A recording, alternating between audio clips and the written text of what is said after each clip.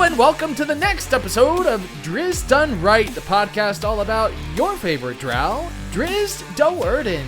My name is Justin, and in this episode we'll be diving deep into chapter 28 of Homeland, titled Rightful Owner, discussing all of our favorite plot points, characters, and more. My name is Jeffrey, and for the second to last time in this book, I'm going to remind you that we're really big fans of D&D, 5th edition. So, of course, we're going to take a look at some of the parts of this chapter and how they relate to the tabletop role-playing game. Following along with the show is easy. Just grab a copy of the book, read the next chapter, and tune in every week. But remember, we want to hear your thoughts, too. You can share those with us at drizzdoneright@gmail.com. Or better yet, be part of the ongoing discussion on our very own Drizzt Done Right Discord. The Discord invitation is linked in the podcast description. If you raise an interesting point about this chapter, we might just bring you up on the show. We do have a break coming up and are looking forward to try and do a D&D one-off, which is a campaign that's usually finished in one session. We want to base it around the Melee Magthirs Grand Tournament, but we need you to make this happen. We have a link inside the Discord. It's free to join up. Just sign up with the invitation link in the episode description, and you'll see a channel in the Discord that's dedicated to the D&D campaign, which is free to join. But it's going to require a little time and effort on your part, so come join the Dim Light Squad and be part of the fun outside of the book itself. Justin, what have you been up to? You know what? Not that much. I'm kind of boring right now. I got work. Work is a lot right now. Been playing a lot of Tears of the Kingdom whenever I have a chance, whenever I have a second of free time, which isn't too often, but I mean, that's pretty much my life right now. Other than that, I mean, it's this podcast as well. Getting to sit down and do this every week is always so much fun. So I'm really excited to be here. How are you? I'm good. Me and Elizabeth are actually getting ready to go duck pin bowling tonight.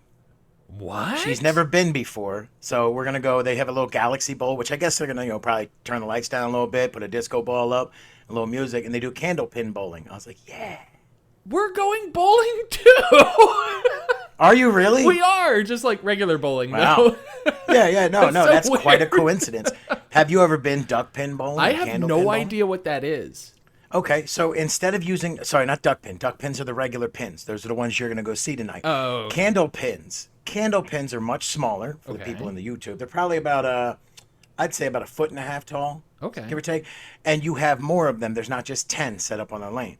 And Interesting. the ball you use looks more like a skee ball than a bowling ball. So it's very big up in the New England area, like Massachusetts and such. Interesting. So I've done it as a kid when we would go up there, because that's all they have up there. Not all, but mostly what they have is candle pin bowling. Huh. So we're going to go try that out tonight. Do something a little different. Have a little date night, No, that's really cool. No, that's so funny you said that, because literally just like 10 minutes ago, I was sitting in the living room with the kids and my wife, and I was just like, we got to get out of this house. It's tough to get outside right now because we have so much smoke again. Like the air quality is so poor that we can't get outside. And I was like, let's like go somewhere. Let's go do something. And I was just like, anyone want to go bowling? It's so For those weird. listening, that smoke is still coming from our second largest market, Canada. So yeah, that's quite the coincidence. But yeah, you'll have to let me know how that goes, because I never played that before. That's really cool. The kids would probably love it. It's a lot easier because you don't throw like a 10, 12, 8-pound ball. It's a little bit bigger than a skee ball, so you're not even going to put your fingers in a ball. You're going to just grip it. Right. And then let it go down whip it down the lane. Grip it and rip it. Right down the lane. Love it. That's awesome. So what do you say we kick this baby off? Yeah, let's go ahead and start this the way we always do, with the Drizzt. It's the part of the show where we take a look at this week's chapter and we give you the Drizzt of it.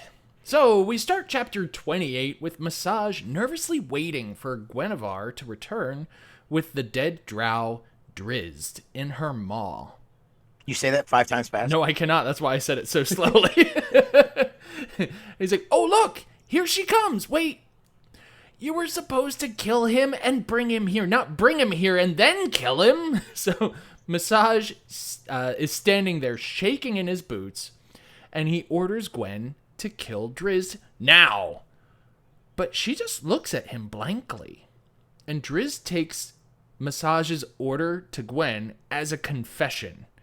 And rather than immediately attacking, he's like, look, I don't care if your house attacks my house. Just leave me out of it. Want nothing to do with it. Right, exactly. And then Alton enters stage left, announcing his presence by accusing House Do'Urden of destroying Alton's house so many years ago, and now Drizzt has to die for it. And Drizzt is just kind of like, I wasn't even born when the battle took place. And Alton doesn't care. A Do'Urden Nope. is a Do'Urden, right? And Drizzt is set to die first. Massage dismisses Guinevere to her plane, which I thought was a really fun scene because it's the first time that we really got a glimpse into her perspective as she's traveling through the portal and the portal between the material plane and the astral plane. There wasn't too much of a description there, but it at least gave... It was just like she turned and looked back at the dark speck in the distance that was Menzoberranzan, and I was just like, you know, your mind starts to fill in the gaps of what the portal looks like. You know, you figure it's probably all like rainbow colored, sort of like the Rainbow Bridge in Thor. I forget what that's called. Yep. You know what I mean? The Bifrost. The Bifrost. Yeah, and so I'm just like imagining something similar to that, but yeah, so... Yeah, it kind of makes me think of, if you ever watched, I was a sucker for the old Incredible Hulk show. Oh, okay. With Lou Ferrigno as the Incredible Hulk. And then at the end, Bill Baxter is always walking by at the credits, and they play the sad music, and he's hitchhiking, you know, like, and he turns around over the shoulder, his thumb out, and they mocked it with Stewie and Family Guy. Well, that's what I remember. I remember seeing that, but no, I didn't. I never knew that was from that. No. Yeah, so it's like, that's kind of what I thought. You know, Guinevere, she'd walk in, she's right over the shoulder, just casting that look. Yeah, and it was at that moment that it's just like, ooh, she's coming back, isn't she? Like, she's not staying. Like, yeah, she's coming back. Spoiler alert. For the paragraph or three ahead that comes. Yeah, it's not that far, right? So, let's see. I lost my spot now. Massage dismissed Gwen. We did all that. And then, despite Drizzt's life being threatened, rather than fighting right away, he wants to make a deal with them.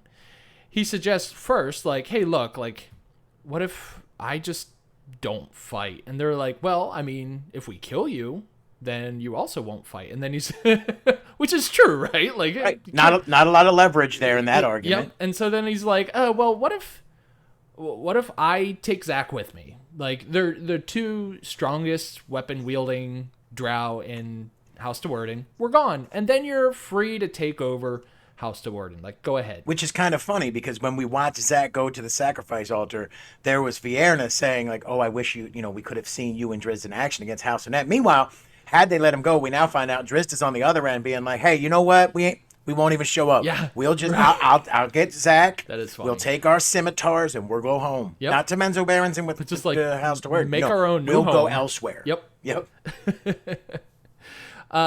Massage's response to the deal is that same thing. It was just kind of like, no, like, you might as well just die, and then you can't fight. So then Drizzt makes his next He was offer. feeling kind of puffy there, right? Oh, yeah. Oh, at totally. first we see it, and he's like, well, and then when Alton shows up, though, suddenly Massage is like, no deal, bro. Well, yeah, nope. exactly. We've got the better part here. Yep. There is a lot of that going on. Totally. So then Drizzt makes his next offer. His next offer is attack me, or don't attack me, rather. Don't attack me. And then you both get to keep your lives. I thought that was pretty good. I mean, it's so. Yeah, I mean, that's the cool moment where he's like, yeah, you know what? totally. I'll Yeah. bargain with your lives. Mm-hmm. And I mean, I thought it was pretty funny because it's like, yeah, that makes a lot of sense. Like, yeah, and Massage and Alton, they burst out laughing. They think it's also hilarious, but probably for a different reason. They think that they have the upper hand here, right? So They're feeling good. Yeah. yeah, exactly. So to make things even more hilarious to them, Drizzt then orders Massage to give him Guinevere's figurine, which is like, not only like they're not buying the whole like you get to live, but it's like, hey, like we get to live and we lose this magical panther. Like, yeah.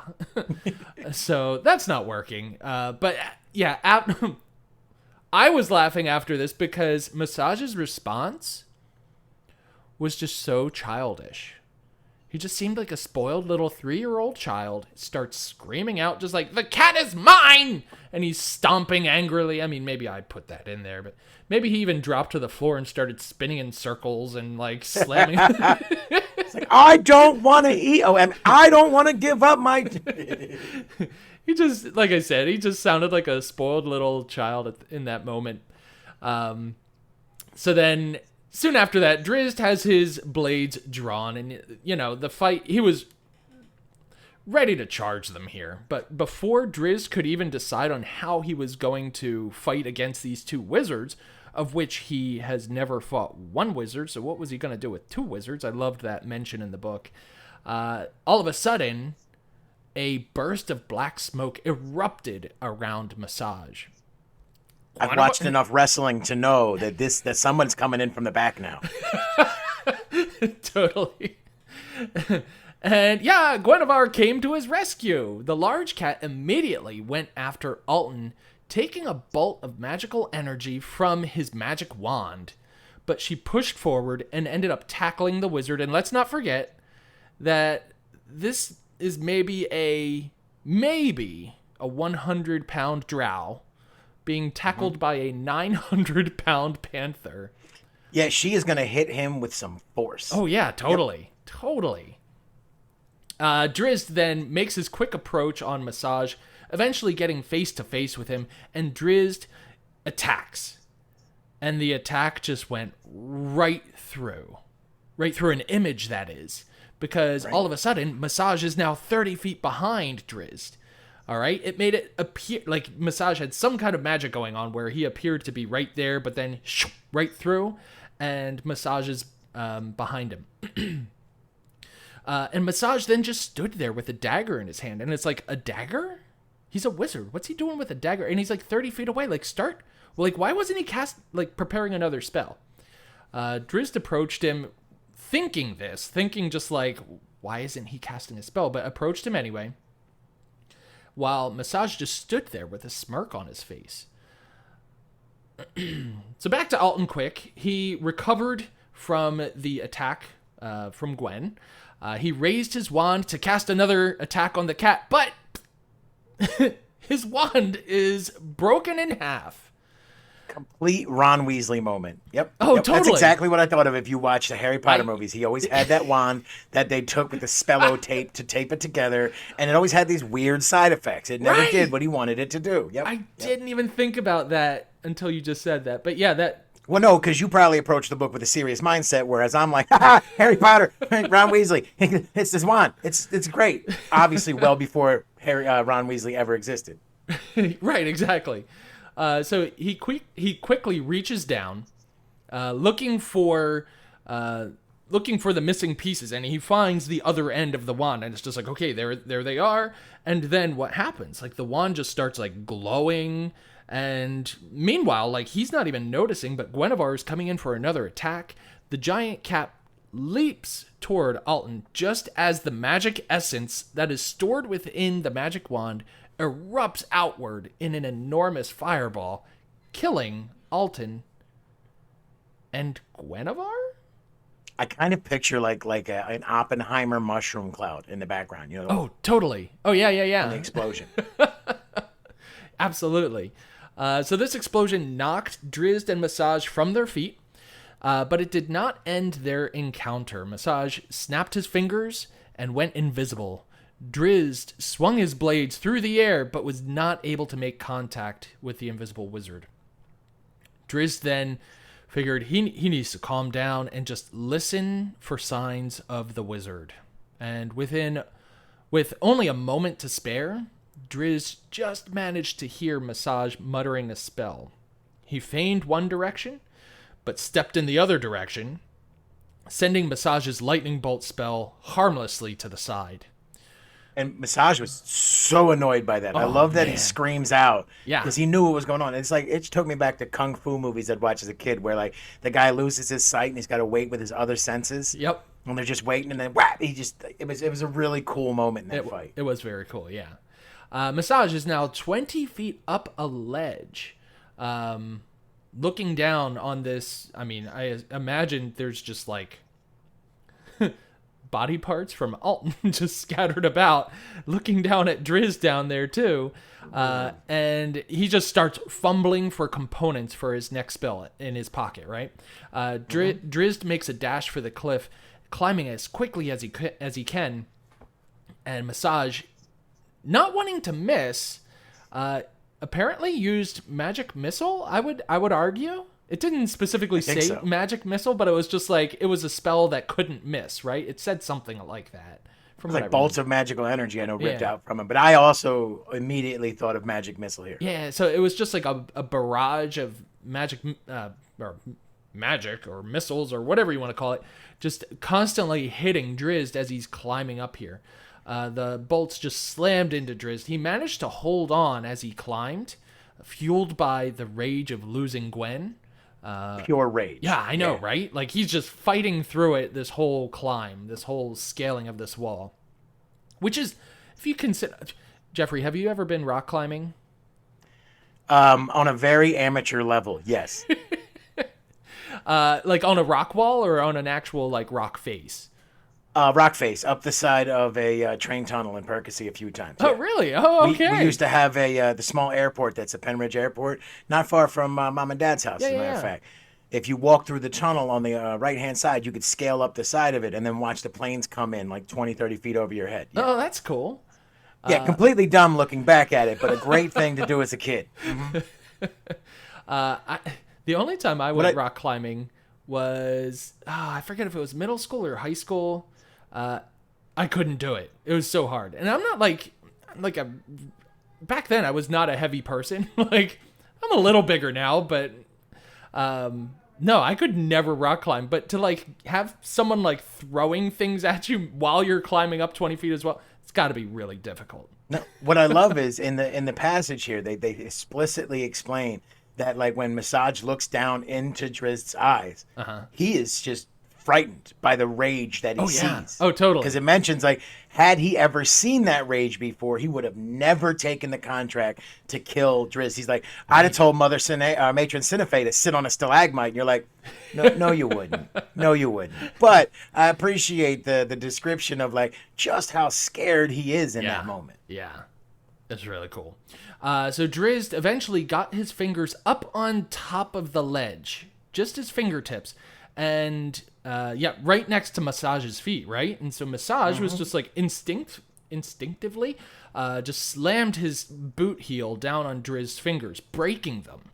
But yet Drizzt did not let go. Just like, how terrified was Massage in this moment? Very much so, man. That rage was real. Yeah.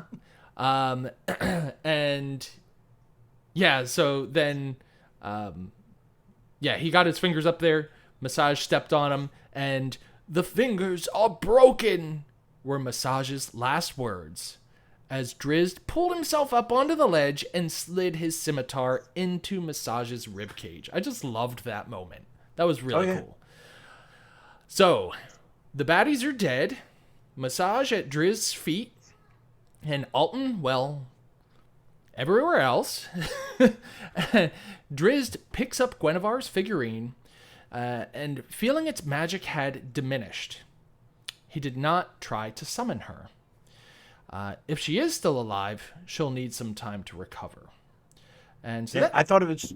Go ahead. I was just going to say, so that's where the chapter really kind of left off. It didn't really say much as to where Drizzt was going off to or anything, but yeah, that's kind of where we're at. And I'm like, we have a chapter to go. What's going to happen here? Well, no, I loved two descriptions distinctly inside of that chapter where like Drizzt starts scaling up the wall and realized at some point he must have dropped the scimitar. Like he was so consumed with like hate and rage at that moment, concern over Guinevere, that while he was scaling up so nimbly, he didn't realize he had dispatched one of his scimitars. Right. So he had the free hand to climb. Right. And then at the end of it, near the end of it, he talks about the heat signature left over from Alton and Massage from the fight. And he's like, well, any chance of them not seeing it from Menzo Berenson's completely gone. Right. Because, they see heat, and it's like you would have seen, that's why I picture the big mushroom cloud in my head, right? You would have seen the heat signature everywhere, and then little splotches here and there. Like, it would have been an obvious indication that something was going on. Yeah. Awesome. I agree. It was cool. Cool. Yeah, so definitely if not the climax. I mean, we have a chapter to go yet. Definitely a climax here. Let's go ahead and talk about our favorite parts of this chapter in the dim light reel.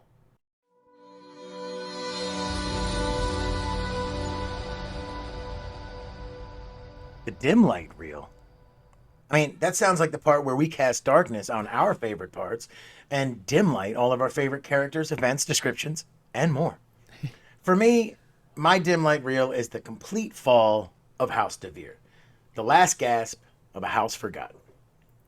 The dim light starts with Alton DeVere surprising Drizzt by showing up in the middle of a showdown between Drizzt and Massage.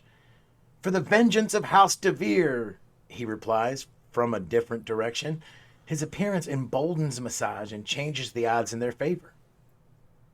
I say this kind of as a question because they don't face an ordinary Drow. "House Hanet cares not at all for House DeVere," Drizzt replies, still composed in the face of this new development. "I have learned enough of the ways of our people to know that the fate of one house is not the concern of another." "But it is my concern," Alton cried, as he threw back the cowl of his hood, revealing the hideous face, scarred by acid for the sake of a disguise. "I am Alton DeVere, lone survivor of House DeVere. House Do'Urden will die for its crimes against my family, starting with you." And this is a huge moment for Alton. It's been, like 30 years or so since his house is destroyed, and he found himself becoming disfigured at the hands of Massage. His sense of survival and self-preservation was so strong he literally had acid poured on his face in order to survive and seek revenge for the fall of House DeVere. This has been his single obsession for so long now, and now he gets the chance for his grand reveal. I mean, imagine the confidence of Alton as he stands out of reach, in a position of advantage over Drizzt, and finally gets to give his Bond-esque villain speech. Right. He's been waiting a while for this. Oh, yeah, and he's just soaking it in, I feel, right? Yeah. And Drizzt is on the side. He says, "I was not even born when the battle took place," Drizzt protested.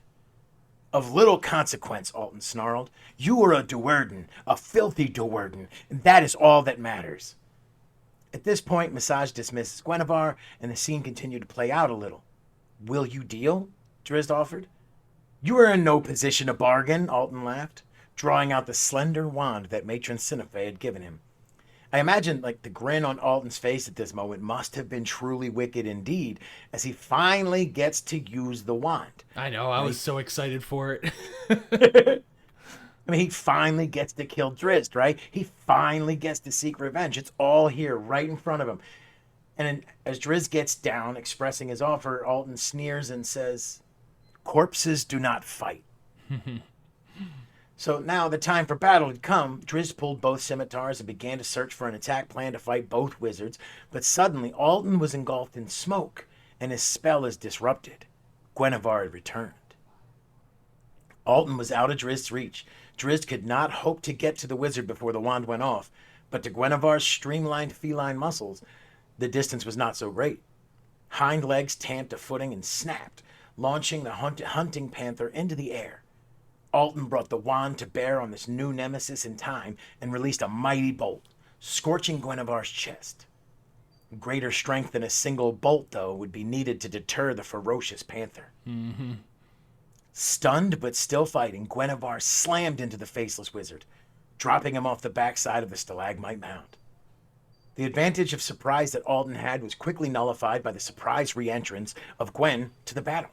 And I feel like this moment is when the battle really evens out, and it's now anyone's to win. I mean, we know that it's not an even battle anymore, but now it's one-on-one, and the ground has been changed a little. As we move forward through the battle, we return to Alton's part with Gwen. Face down on the hard stone, Alton felt the warmth of his own blood running freely between the melted holes that were his eyes. Question. Yes. The melted holes that were his eyes. Yes. How do you interpret that?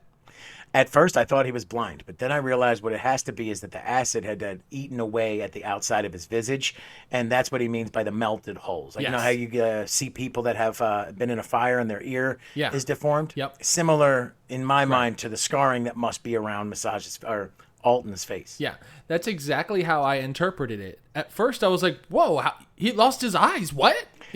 I reread the passage at least 4 times trying to figure out where Guinevere had attacked his eyes. But I was like, exactly. Okay, no.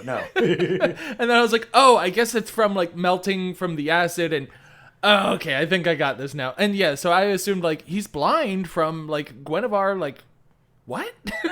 But yeah. It's like, how did I miss that? Yeah. The cat was higher up the side of the mound, not yet fully recovered from the lightning bolt. Alton forced himself up and raised his wand for a second strike, but the wand had snapped in half. Frantically, Alton recovered the other piece and held it up before his melted eyes. They used that line twice. That's exactly why I kept going through it. Yeah, exactly. Before his melted, disbelieving eyes. Guinevere was coming again. Alton didn't notice. The glowing ends of the wand, a power building within the magical stick, enthralled him. You cannot do that, Alton whispered in protest. And then Guinevere leaped just as the broken wand exploded. A ball of fire roared up into Menzoberranzan's night. Chunks of rubble rocketed off the great cavern's eastern wall and ceiling, and both Drizzt and Massage were knocked off from their feet. I think this is the most poetic justice that you could ask for. I mean, House Devir's last remaining noble is so consumed with rage and vengeance that he has room for nothing else in his life for over 30 years. He makes a deal with House Annette and essentially sells his soul as he changes his identity and allows them to use him as their pawn so that they might launch a war. He receives the wand as a gift for his part in this, and the wand proves to be his ultimate downfall, as the energy seems to go nuclear when it's broken and blows him to pieces.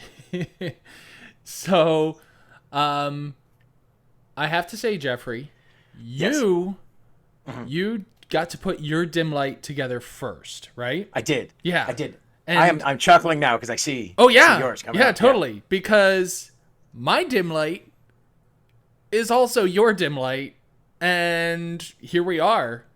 Well, let's see it through your eyes, sir. That's really what it comes down to. Well, and that's the thing. Like, I started like typing it up, and I was just like, oh, whatever. It was also my favorite part, so I'm also going to talk about it. I just didn't go into as much depth for that reason. No, that's fine. I mean, it was really like the only other thing you really had to do was Massage's fight. Well, which is ironically a big part of my my dungeon delve. Well, and also I'm just like, my dim light isn't the fact that like Alton's dead, but my dim light was the fact that the magic wand exploded, right? So just like, because when this magic wand was first given to Alton, I couldn't wait to see what it did. I was just like, what is this wand? What does it do?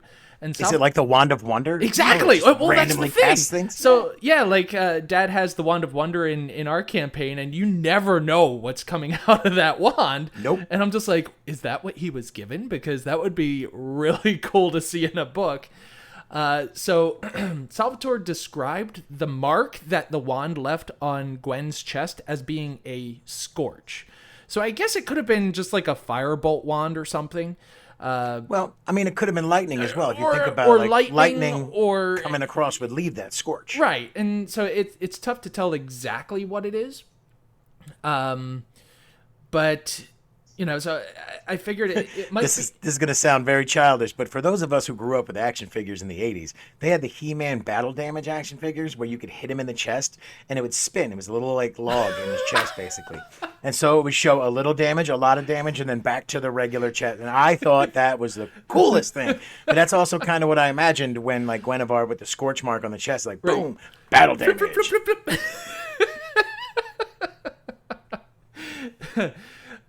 So yeah, I mean, the best guess I had is either firebolt wand or like a lightning bolt wand, maybe like an eldritch blast wand or something. But I mean, we weren't really given much from it, right? So I was a little disappointed when Alton first lifted up the broken wand. It was like, darn it, now we don't really get to like get a good description of it, because I was really hoping to get a little more detail on it to possibly make a magic item block that we could use in a game or something, but like, oh well. So I mean, you had even mentioned hopefully doing it last week on our, with our previous episode. I know. About like I was going to do the wand, but they didn't give us much, and then they give you the wand, and it's like just enough to whet the appetite. I know, but like it's not much of a description there, so not much I could go off of. So Alton quickly scurried around looking for the missing pieces. He found and picked up the other half, and it was, like I said, glowing. And like I said in the Drizzt, the energy from the wand seemed to have found a way out. Like you said, it went nuclear, right? It had a lot of stored energy in there that it was just releasing. So yeah, I always think of it kind of like a hose. You bend it, and it keeps it from going out. But if you have enough pressure on the other end, it's just it's building and building, and it's going to rupture, and it's not going to be good. So an enormous fireball took over Alton and Guinevere and sent out a shockwave that was large enough to knock Drizzt and Massage off their feet. And I have to be honest, like this was not the way that I envisioned Drizzt killing Alton, or Alton dying, I should say, because technically Drizzt didn't really kill Alton, right? And nope. And I don't know. I just thought that it was going to be a little more. I thought that Massage's death was going to be more like what Alton got, right? So okay, but I don't know. That's what I was hoping for, but then I got thinking, who gets the kill here? Does Guinevere get the kill for tackling Alton and breaking the wand, or hear me out, Matron Sinife? Does she get the kill? I like this line of thinking. Go ahead, because this is the kind of thing I like to look at a little outside the box, right? It's not exactly what's force-fed to you, where it's like, here it is right in front of you. No, go ahead. I like this. So, so just like think about it here. Stay with me. So Alton is obviously a little unhinged, right? Matron Sinife... Just a little. Matron Sinife wants him to kill Drizzt and maybe help with killing the rest of House Do'Urden, right? But what does he offer House Hanette after that? After the Do'Urdens are gone, what's left for Alton in House Hanette? I mean, here we have, again, this unhinged noble from a dead house. Mm-hmm. I would feel like she would think he can't stick around. That's what I would think anyway. I think it's valid. So, easiest way to kill him? Give him a wand that is usable a few times and then it breaks, or is really fragile to the point where if he gets in a battle, then it's going to break and then boom, right? Or is that just something wands do? And you brought up the fact that with Ron Weasley, well, I mean, it's all fiction, but the fact in the fiction. You brought up the point that in Harry Potter, the wand breaks and then it starts doing things that aren't normal, right? And so is that a normal wand thing, though? I don't know. I feel like if it was normal, you'd see it a lot more. Because, I mean, any fantasy book you go through, you see a lot of wizards, right? But I don't see a lot of wizards' wands blowing up on them. And so I got to think, and this is where it brings me back to the Matron Sinife point. That's actually a very good way of looking at it, right? So we don't even know if the wand broke when Guinevere tackled him or ran into him. Yeah. So it could have snapped after the first big spell. And that would make total sense for someone with Sinife who's like, I need him to kill Drizzt, but if he fails, the second spell might take them both out. Right. Or the next time he casts a spell, it would kill Alton and then, take away any loose ends to the story. So win-win from her point of view. Yeah. So just, I don't know. And then knowing how clever and devious matron mothers are, like, I don't think it's out of the realm of possibility that really she set him up. Right. So anyway, I couldn't help but think that while I was thinking about this wand explosion a little bit more. But anyway, if anyone else out there has any conspiracy theories comes to mind concerning this, let's hear them. If you put on your tinfoil hat in order to read through the wizard's stuff, let us know how it strikes you. Is it a conspiracy? Is it just as it seems? Love it. Oh man. So awesome dim lights this week, Jeffrey. Let's go ahead and see what we can do with linking this chapter to our favorite tabletop game in the Dungeon Delve.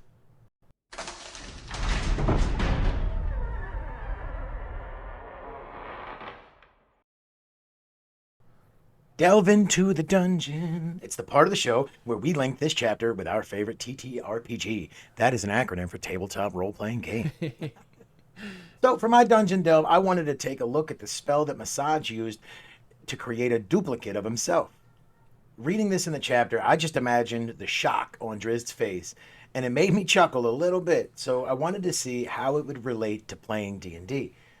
When I started doing just a little bit of research, I came across a spell called Project Image. Okay. And this is where you create an illusory copy of yourself that lasts for the duration. The copy can appear at any location within range that you have seen before, regardless of intervening obstacles. So if there's a boulder, a stalagmite, a wall in front of you, it doesn't matter. You can still, as long as you've seen the place, cast it. Interesting. The illusion looks and sounds like you, but is intangible. So if the illusion takes any damage, it disappears, spell ends. So same idea of Drizzt running through it, right? You can use your action to move this illusion up to twice your speed and make it gesture, speak, and behave in whatever way you choose. Interesting. It mimics your mannerisms perfectly. And then here I found this really cool. You can see through its eyes and hear through its ears as if you were in the space. Whoa. On your turn, as a bonus action, you can switch from using its senses to using your own and back again. Well, you would take a bonus action for each switch. You couldn't just flick it back and forth with one bonus. Gotcha. While you are using its senses, however, you are blinded and deafened in regard to your own surroundings. Oh, so kind of like putting on a VR headset, right? You can see and you can hear through it, but you can't see and hear anything around you. Yeah. So if you're having a sword fight, you might just put your controller right through a window or something. You got to be careful. Or a small child. That's what I'm really afraid of. They got to learn how to duck early on. Right? Now, physical interaction with the image reveals it to be an illusion. And because things can pass through it. This goes really well with Drizzt pushing in the fight right on through it. A creature that uses its action to examine the image can also determine that it's an illusion with a successful intelligence or investigation check against your spell save DC. If a creature discerns the illusion for what it is, the creature can then see through the image, and any noise it makes sounds hollow to the creature. Interesting. Now, we know in the fight that Drizzt didn't have any time to stop and inspect the image, so that wouldn't have worked. But I imagine that this would be a limitation if you're trying to use it in certain situations where you'd be under scrutiny. The spell seems like it's got a lot of great misdirection uses. But what are some of the other ways that you all could think of to use it? I mean, for me, we'll go back to the jail thing that I had last time, right? Maybe if you broke out of jail or a guarded situation, you could leave a copy to distract them for a while until you were far enough away that it gave you a good head start. Anything pop into your head how you would use this? I'll tell you how I did use this. Okay, go ahead. You'll probably hopefully be very familiar with it. I used it in our campaign. When you guys were fighting the big bad. Okay. In the mines. Yes. Not the mine. In Don Maldir. Underneath of it in the city, in the castle. The city in in the fortress there. You were fighting Avarice, and he started heading north up this corridor, and all of a sudden he just disappeared. And then, you did that so quickly that you caught a glimpse of him running around the corner to the west in the opposite direction. So yeah, that's exactly what I was using. I did not even know that was an illusory image when you did that. Yeah. Now, Project Image is a 7th level illusion. So a well-trained wizard like Massage would know it, but I mean, I could also see it being just a little bit beyond his abilities. That's true, yeah. I mean, either way, though, he pulled it off, so that's all that matters. Right. Casting time is 1 action, and ready for this? Range is 500 miles. What? Yep. That's really far. That seems very OP. So then basically you have eyes and ears Yep. Anywhere you've been within 500 miles, you can just send an image of yourself there, and then you're sort of there, right? Because you can see through the image's eyes and hear. That's pretty OP. That totally is. Yeah, I mean, target is any location within range that you've seen before. Wow. And like I was saying, like, holy cow, I mean, 500 miles. This means I could leave an image of myself and be half a world away before you ever knew it. It's an amazing range. I've never seen anything like it. No. It does make me think that where I found this stat block might have been mistaken. Because, again, I've never seen anything with a range like that. But Right. that's what they had the stat block. That's what I came up with. That was the research I did. So I'm rolling with it. But, I don't man, remember that is an amazing spell. Components require a small replica of you made from materials worth at least 5 gold pieces. It takes concentration up to 1 day. So the duration, it's a heck of a duration. Oh, yeah. Totally. Classes that can cast it are Bard and Wizard. And I got to say, I thought it was a spell was cool when I saw Massage use it. And now I think it's even cooler after I got done doing that little bit of research. Have you ever felt bad about leaving your party behind to die? Well, if you leave an image and the whole party dies, then they would go down thinking you were right there with them. Nice. As long as you didn't take any damage before they were all killed, you could be 500 miles away in safety, eating a sandwich, while your image is out there making them think you're a loyal team player. But, I mean, the players themselves would know. Right, but their characters would not.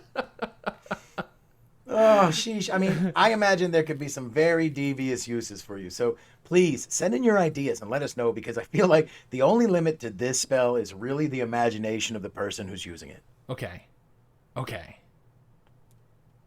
Jeffrey, this is Yes. like the fact that you did well, and I didn't put this together until while you were reading it, but my dungeon delve is very related to yours.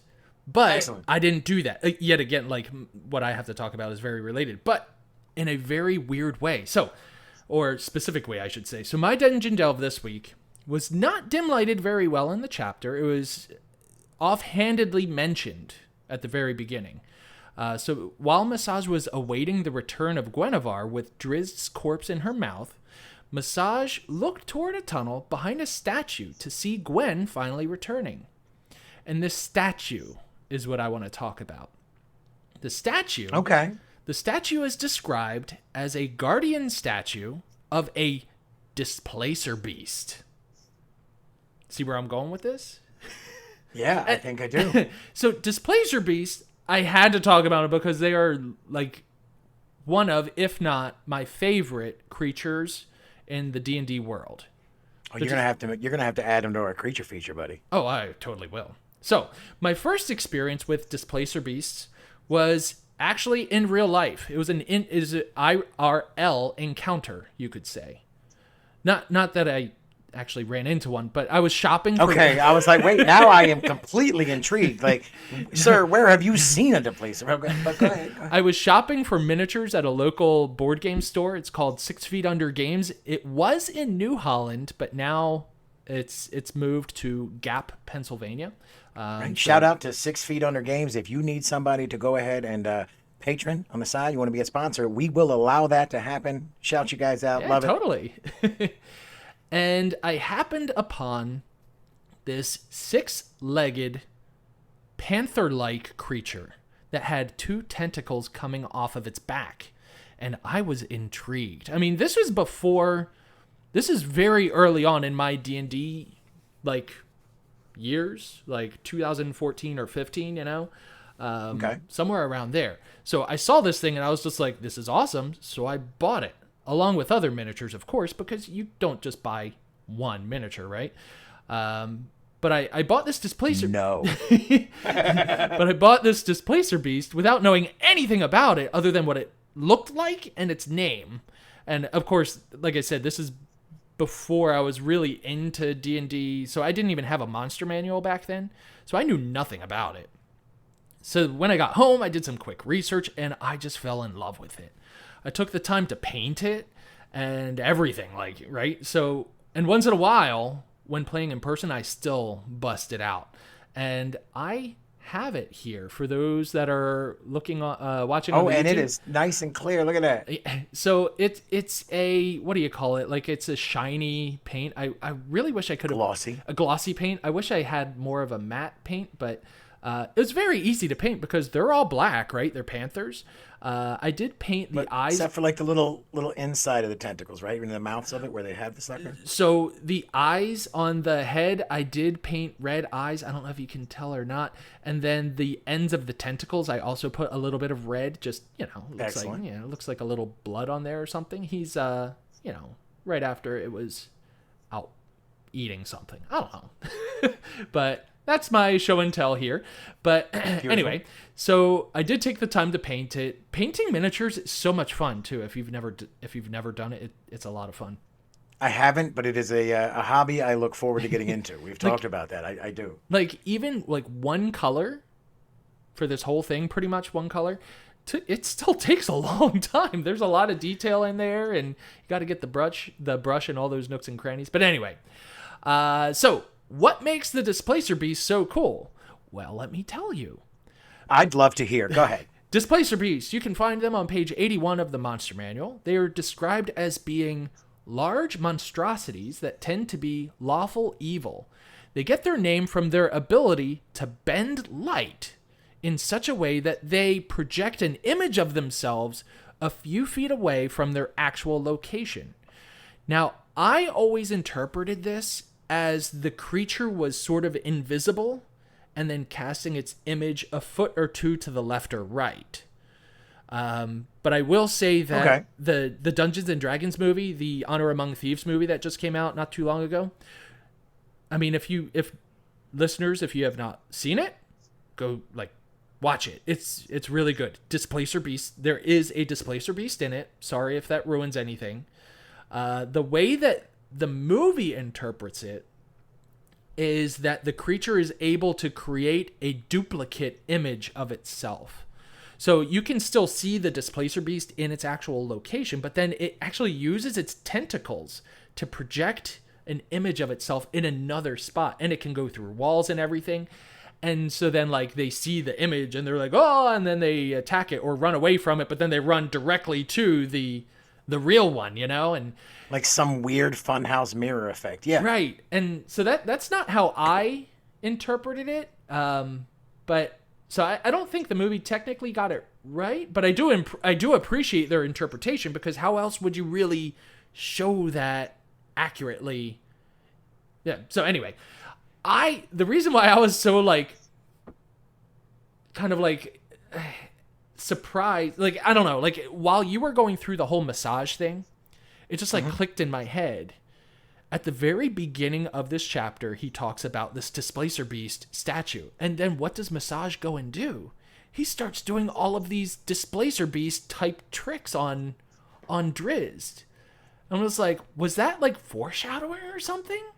That is kind of slick, yeah. I didn't even catch that or think about it until you started talking about Massage doing all this. But anyway, so whichever way you look at it, whether the creature is here and its image is to the left or right, just a couple feet, or if it's projecting an image, a duplicate image of itself, whichever way you look at it, it could really lead to a party member attacking the image of the beast and just slicing through this image seamlessly, right? Mm-hmm. And then it only provides the player a moment or two, just long enough for their heart to sink as they realize their mistake.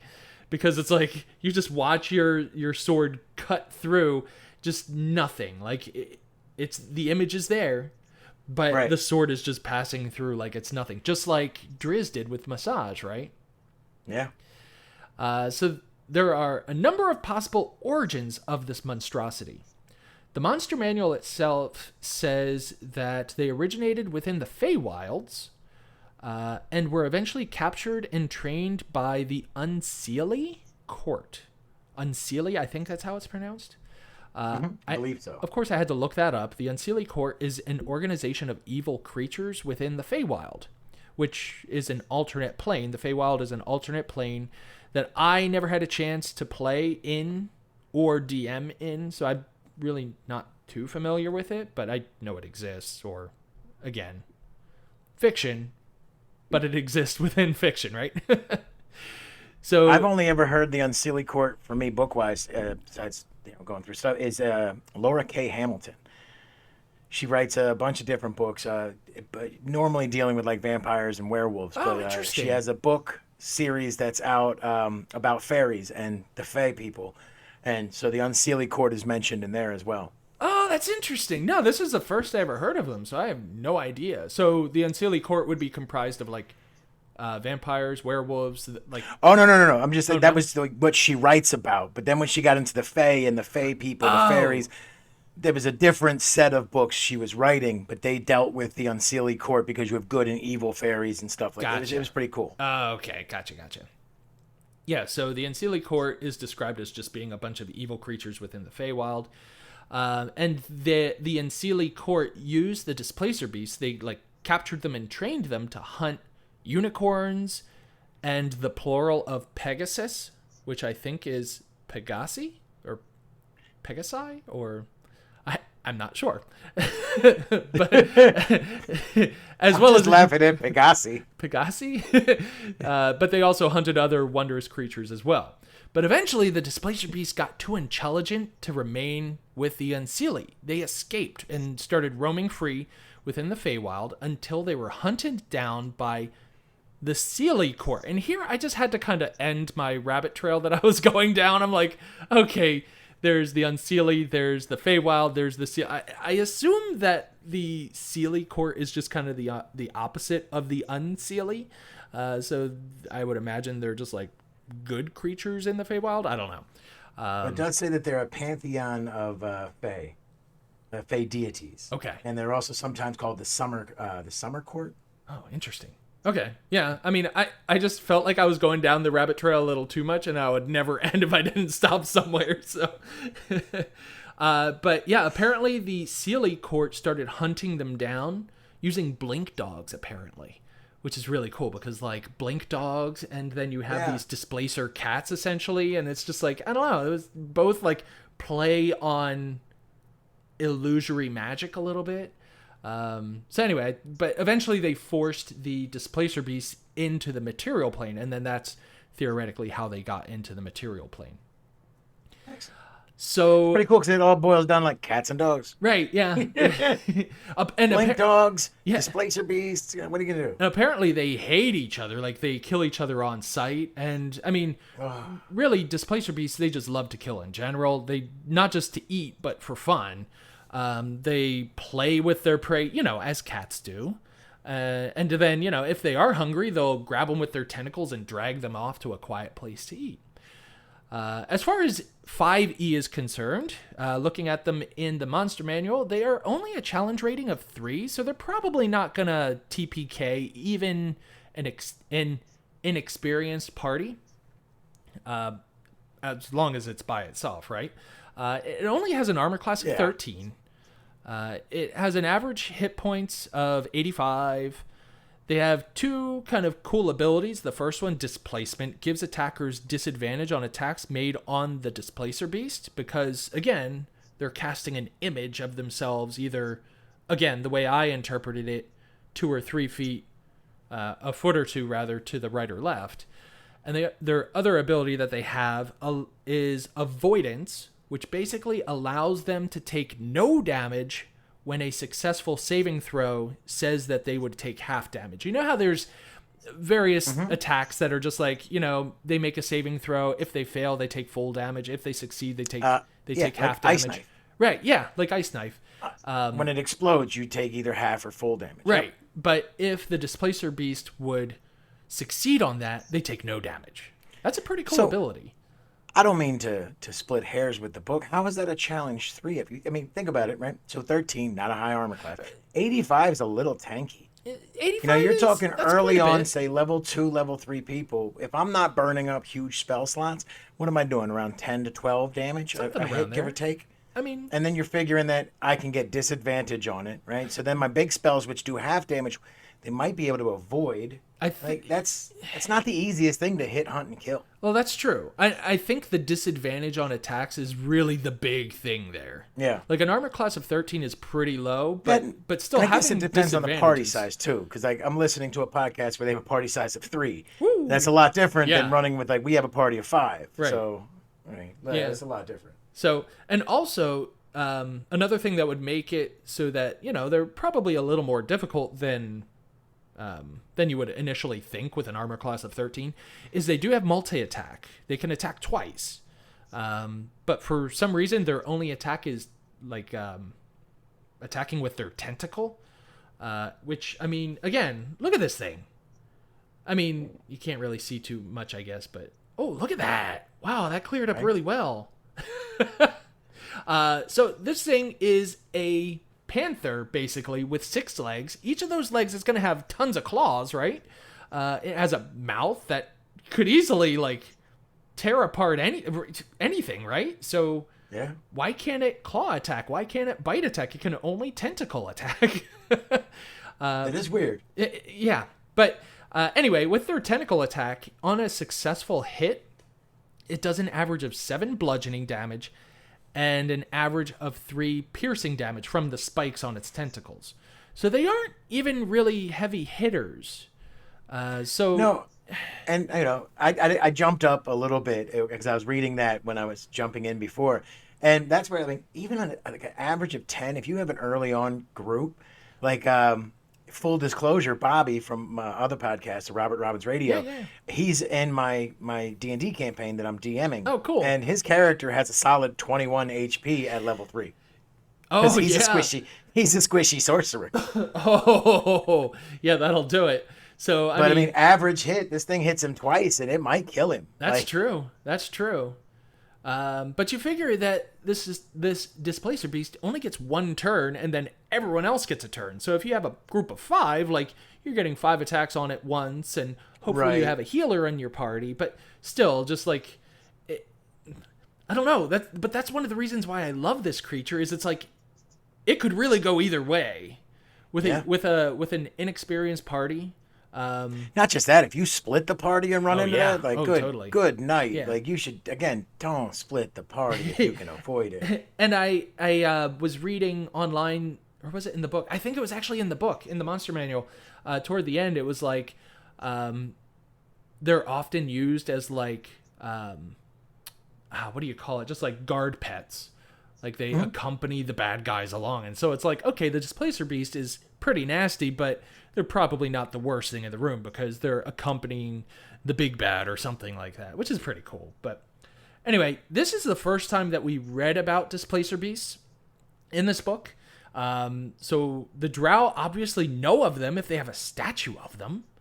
So, I mean, I'm sure that they'll show up at some point, right? I'm just really excited for that. So, all right. So that's my dungeon delve. Jeffrey, wait, you did your dungeon. Yep, I went first this time. We're a solid hour into this, Jeffrey. This time goes by so quickly every time. It is the opposite of being in school where you watch the thing run backwards. Yeah, exactly. So, yeah, that's going to do it for this episode. We're going to thank everybody for listening. And remember that if you like the show, give us a 5-star rating, subscribe, leave a comment, or even better, share the show. Also, make sure that you're getting the most out of this podcast. Pick up a copy of the book and read along with us. And if you don't have time to read, like me, get the audiobook. That way you can listen during your commute or while you're falling asleep in bed. Just don't fall asleep. Pay attention. I mean, I'm sure you won't be able to fall asleep once you're listening to this book. You'll be too on the edge of your bed. I don't know. So when you've read the next chapter, just shoot us an email at drizztdoneright@gmail.com. Let us know what your favorite parts are, or even better, you can jump on our Discord and join in on the ongoing discussion there. The link is in the podcast description. Remember, we would love to hear from you. Well, we've approached the edge of the abyss. We look down off the cavern's ledge into the unknown. feel it staring back. We're going to take a little time off between books 1 and 2. We've got to reformat the show just a little bit, get it ready for you all as we head into future installments, hopefully keeping it fresh and fun. If you want to support the show, we do have the link in the podcast that says support the podcast. You can send $1, you can send more than $1. Anything you give, it's always appreciated. Donating to the show is the easiest way to help it grow into a more professional production as we go forward. But we always need you, like Justin just said, to leave reviews, click like, share the show on social media pages, and in real life. I mean, look, print out some flyers, hand it to your neighbor. I'm only partially joking. However you feel comfortable helping out, we appreciate you. And the best thing that you can do is press play on the next episode. And until then, we'll see you there. Farewell, friends. Play fair and be well.